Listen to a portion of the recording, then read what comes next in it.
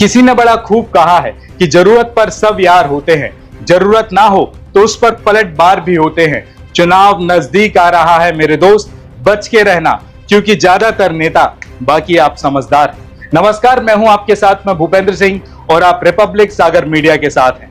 नवंबर 2023 में मध्य प्रदेश में विधानसभा चुनाव प्रस्तावित हैं। सभी राजनीतिक दलों ने मंथन और रणनीति पर काम करना शुरू कर दिया है। मध्य प्रदेश में 230 विधानसभा सीट हैं और ये सीटें 10 संभागों में बटी हुई हैं। बुंदेलखंड का सागर जिला चुनाव के हिसाब से काफी अहम माना जाता है क्योंकि सागर जिले में 8 विधानसभा सीट हैं और इन सीटों में 6 पर भारतीय जनता पार्टी का कब्जा है, जबकि 2 सीट कांग्रेस के पास है। सागर जिले की नरियावली विधानसभा सीट अनुसूचित वर्ग के लिए आरक्षित है।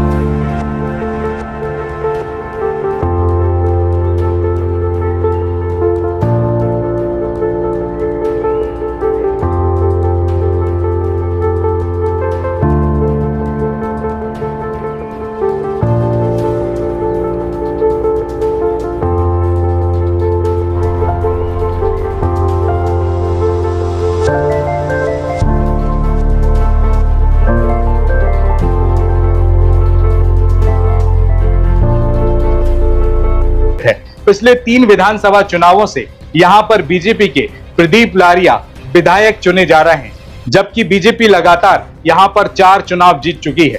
कांग्रेस ने आखिरी बार 1998 में यहां पर जीत हासिल की थी, जब कांग्रेस के सुरेंद्र चौधरी यहां से कांग्रेस के प्रत्याशी थे। सागर जिले की नरियावली सीट अनुसूचित जाति के लिए आरक्षित है। 1990 से लेकर 2018 तक इस सीट पर कुल 7 बार विधानसभा चुनाव हुए और इन 7 चुनावों में 5 बार भारतीय जनता पार्टी ने यहां से जीत हासिल की, जबकि सिर्फ 2 बार कांग्रेस यहां जीतने में सफल रही। इस गणित के हिसाब से कहा जा सकता है कि नरियावली विधानसभा सीट बीजेपी का गढ़ रही है। 2018 का विधानसभा चुनाव बीजेपी के प्रदीप लारिया ने 8,900 मतों से जीता। प्रदीप लारिया ने कांग्रेस के सुरेंद्र चौधरी को यहां से शिकस्त दी थी। इंजीनियर प्रदीप लारिया की ये तीसरी बार लगातार जीत इस नरियावली विधानसभा सीट पर थी। अब आगे बात करते हैं कि क्या कहता है नरियावली विधानसभा सीट का चुनावी इतिहास। नरियावली विधानसभा सीट पर 1990 से लेकर 2018 तक कुल 7 बार विधानसभा चुनाव हुए। इन 7 चुनावों में 5 बार बीजेपी ने जीत हासिल की, जबकि कांग्रेस ने सिर्फ 2 बार जीत हासिल की है। 1990 के विधानसभा चुनाव में बीजेपी के नारायण प्रसाद कबीरपंथी ने यहां जीत हासिल की थी। उन्होंने ये चुनाव 6,325 वोटों से जीता था। उन्होंने कांग्रेस के उत्तम चंद खटीक को हराया था। इसके बाद 1993 के विधानसभा चुनाव में कांग्रेस ने यहां से जीत हासिल की। कांग्रेस के उम्मीदवार प्यारेलाल चौधरी ने बीजेपी उम्मीदवार नारायण प्रसाद कबीरपंथी को मामूली अंतर से हराया था। कांग्रेस उम्मीदवार को सिर्फ 1,261 वोटों से यहां पर जीत हासिल हुई थी। अब इसके बाद आता है 1998 का विधानसभा चुनाव। 1998 के विधानसभा चुनाव में कांग्रेस ने एक बार फिर यहां से जीत हासिल की। कांग्रेस उम्मीदवार सुरेंद्र चौधरी ने बीजेपी उम्मीदवार डॉक्टर अशोक अहिरवार को 4,645 वोटों से हराया था। इसके बाद 2003 के विधानसभा चुनाव में भारतीय जनता पार्टी ने यहां से फिर वापसी की। यहां से बीजेपी उम्मीदवार नारायण प्रसाद कबीरपंथी ने जीत हासिल की। नारायण प्रसाद कबीरपंथी ने कांग्रेस उम्मीदवार सुरेंद्र चौधरी को एक बड़े अंतर से हराया था। कबीरपंथी ने यह जीत 25,831 मतों से हासिल की थी और ये नरियावली विधानसभा क्षेत्र की सबसे बड़ी जीत थी। और इसके बाद 2008 के विधानसभा चुनाव पर नजर डालते हैं। 2008 का विधानसभा चुनाव भी बीजेपी के उम्मीदवार प्रदीप लारिया ने जीता। प्रदीप लारिया ने कांग्रेस की श्रीमती माधवी चौधरी को 14,799 मतों से पराजित किया था। इसके बाद 2013 के विधानसभा चुनाव में बीजेपी ने एक बार फिर जीत का परचम लहराया। बीजेपी प्रत्याशी प्रदीप लारिया ने कांग्रेस के सुरेंद्र चौधरी को 16,086 वोटों से हराया था। और इसके बाद आता है 2018 का विधानसभा चुनाव। 2018 के विधानसभा चुनाव में बीजेपी प्रत्याशी प्रदीप लारिया ने हैट्रिक बनाई, यानी कि लारिया ने यहां पर तीसरी बार जीत दर्ज की थी। एक बार फिर प्रदीप लारिया ने कांग्रेस के सुरेंद्र चौधरी को हराया। जीत का अंतर 8,900 मतों का रहा।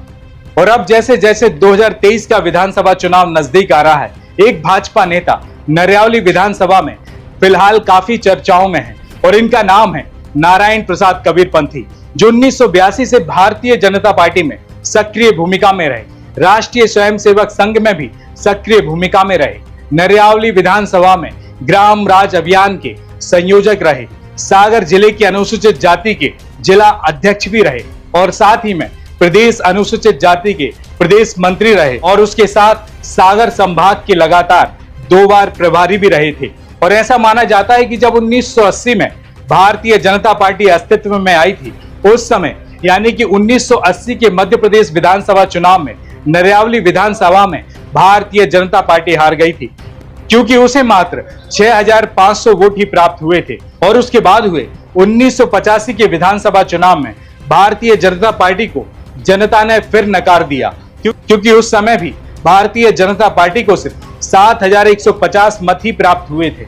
और फिर दौर आया 1990 के विधानसभा चुनाव का, जिसमें भाजपा संगठन ने भाजपा नेता नारायण प्रसाद कबीरपंथी की सक्रियता को देखते हुए उन पर भरोसा जताकर विधानसभा चुनाव का टिकट दे दिया और नारायण प्रसाद कबीरपंथी ने संगठन का भरोसा कायम रखते हुए लगभग 6,500 मतों से कांग्रेस प्रत्याशी उत्तम चंद खटीक को हराकर पहली बार भाजपा को नरियावली विधानसभा में विजय बनाया। लेकिन इनका कार्यकाल 2 वर्षों तक ही रह पाया, क्योंकि उस समय के तत्कालीन प्रधानमंत्री राजीव गांधी की हत्या के बाद मध्य प्रदेश में राष्ट्रपति शासन लागू हो गया था। उसके बाद 1993 से 2003 तक लगातार 11 वर्षों तक कांग्रेस की सरकार होने एवं जनप्रतिनिधि न चुने जाने के बाद भी जनता से संपर्क जारी रखा और भाजपा के हितों के लिए संघर्ष करते रहे। और उसके बाद फिर 2003 के विधानसभा चुनाव में नारायण प्रसाद कबीरपंथी को भाजपा ने नरियावली विधानसभा क्षेत्र से प्रत्याशी बनाया और फिर नरियावली विधानसभा सीट पर भारतीय जनता पार्टी ने ऐतिहासिक जीत दर्ज की। यहाँ पर भारतीय जनता पार्टी ने कांग्रेस प्रत्याशी सुरेंद्र चौधरी को 25,823 मतों से पराजित कर विजय प्राप्त की। और इसी कार्यकाल में 6 महीने के लिए भारतीय जनता पार्टी संगठन ने नारायण प्रसाद कबीरपंथी को राज्य मंत्री पद का दायित्व भी दिया था।